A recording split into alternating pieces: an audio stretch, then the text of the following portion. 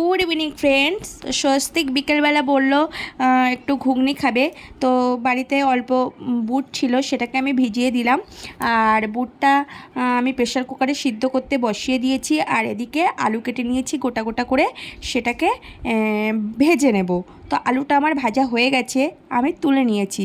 আর mixer ব্লাইন্ডে পেঁয়াজ, আদা, রসুন, টমেটো, কাঁচা লঙ্কা, 2-3টে শুকনো লঙ্কা একসঙ্গে পেস্ট করে নিয়েছি। এবার ওই তেলের মধ্যে আরেকটু তেল দিয়ে তেজপাতা ফোড়ন দিয়ে আমি মশলাগুলোকে দিয়ে ভালো করে কষিয়ে নেব।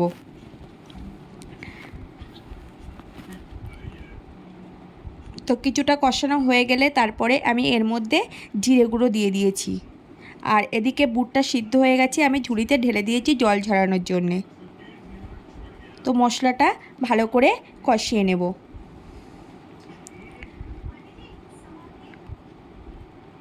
মশলাটা কষানো হয়ে গেছে, এবার আমি বুটটা কড়াইয়ের মধ্যে দিয়ে দিয়েছি, দিয়ে একটু ভালো করে ভাজা করে নেব।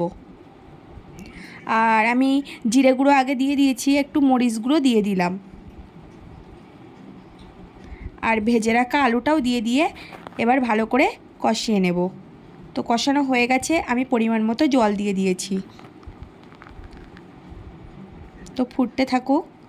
তো ঘুগনিটা হয়ে গেছে, এবার আমি একটু গরম মশলা দিয়ে দেব, দিয়ে গ্যাসটাকে বন্ধ করে দেব। আর ঘুগনিটা আমি পাত্রে ঢালবো না, কড়াইতেই থাক, কারণ স্বস্তিকের বাবা আসতে এখনও দেরি আছে, রাতে রুটি দিয়ে খাওয়া হবে। আর স্বস্তিক সন্ধেবেলা একটু খাবে, তো ওই জন্যে আমি কড়াই থেকে ঢালবো না, খাওয়ার সময় একটু গরম করে নেবো। আর স্বস্তিককে একটা প্লেটে তুলে দিয়েছি। তো ভিডিওটি তোমাদের কেমন লাগলো অবশ্যই কমেন্টে জানিও। সাবস্ক্রাইব করতে একদম ভুলো না।